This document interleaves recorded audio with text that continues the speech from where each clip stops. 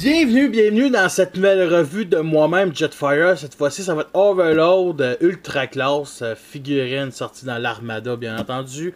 Figurine assez spéciale parce que, d'une part, je peux même pas dire si c'est un mode cybertronien. On a le Minican ici qui est genre gigantesque pour la taille de Minican. Et un trailer qui est loin d'être vraiment... tu sais, c'est loin d'être terrestre. Ça ressemble plus à du cybertronien puis du futuriste. Avant toute chose, il existe aussi un Européen à Energon de Ultra Magnus que j'aurais aimé ça avoir, mais c'est un de mes amis qui me l'a échangé. Et c'est un jouet que je voulais depuis des années. Je l'ai eu il y a 2 ans, plus que 2 ans, fait que j'étais assez content de ce jouet-là. Il roule assez bien. Excusez. J'aime beaucoup ça. Bon, il y a quand même une couleur du rouge un peu, on va dire flash. Ça paraît que c'est un jouet, du jaune ici. Voyons.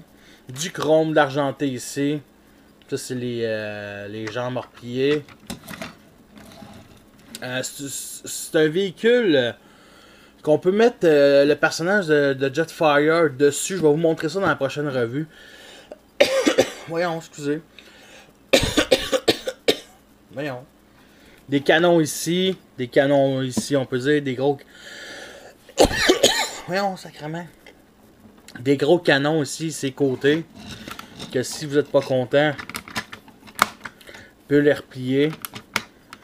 Me semble que c'est du électronique, ça, c'est du Ultra d'Armada. C'est du électronique, mais j'en ai un peu rien à foutre d'électronique. Vraiment chouette. On ne s'en pas plus là-dessus. Le Minican, c'est un genre de truck, comme je dis, un truc de pompier futuriste, un peu cybertronien. Je ne crois pas. C'est pour ça que j'ai de la misère à dire si c'est du cybertronien ou du futuriste. Ça ressemble plus à un truck humain qu'un truck cybertronien. Assez chouette, on va se dire. La transformation est assez basique. Fait qu'on détache ces parties-là. On lève le capot en avant, on lève la petite tête, on ramène le capot et on déclipse les bras ici et on vient clipser ici tout en remettant cette partie-là en arrière. Et oui, c'est un Minican, c'est ce qu'ils disent et c'est, on va se dire, c'est l'air maudit. Ça ressemble à rien de vraiment chouette, la tête. Il y a quand même des détails ici avec du bronze à la tête. Ses jambes ici, mais c'est vraiment pas si hot que ça. Il y a des canons ici. Côté articulation, il n'y a rien sur la tête. 360 degrés ici. 360 degrés ces parties-là. Ça forme un fusil. C'est un 3e mob, ça forme un fusil, genre. Fait qu'est-ce qu'on va faire, c'est qu'on va le retransformer. Comme ça. Ici, comme ça. Bon. On va sortir la tête, comme ça, et ramener la petite tête dans la grosse tête, et mettre ça comme ça, et le mettre de côté pour commencer la transformation de lui. C'est assez simple, on détache ces parties-là,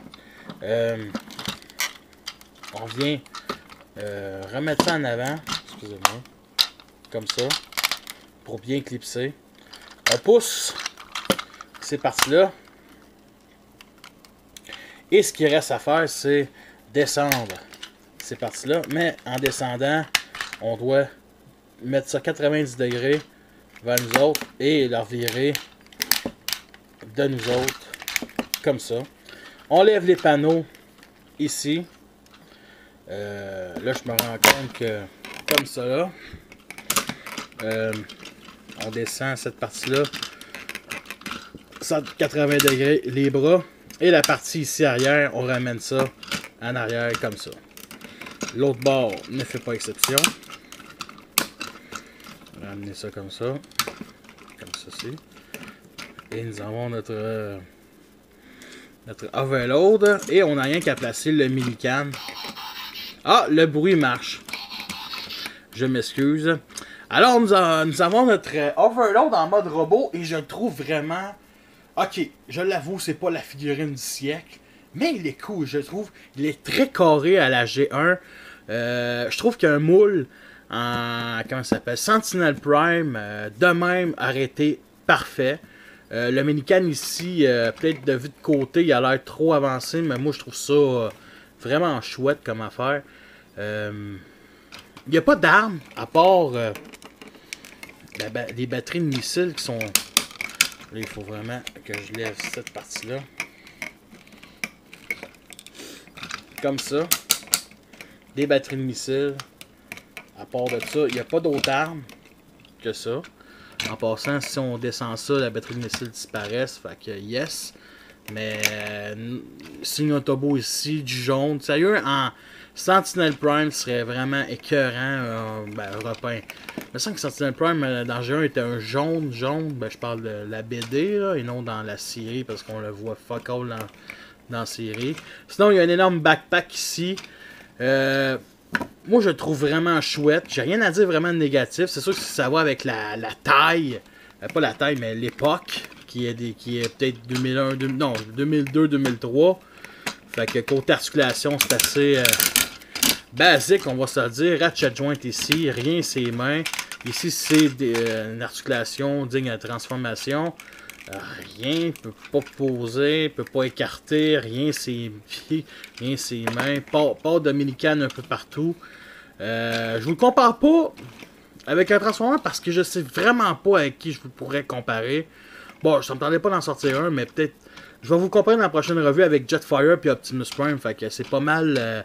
Vous allez être assez cool. La tête est quand même bien, mais Sweet Fuck All, elle fait pas grand chose. Elle innove pas. C'est une tête un peu de chef, d'un Prime. Assez chouette.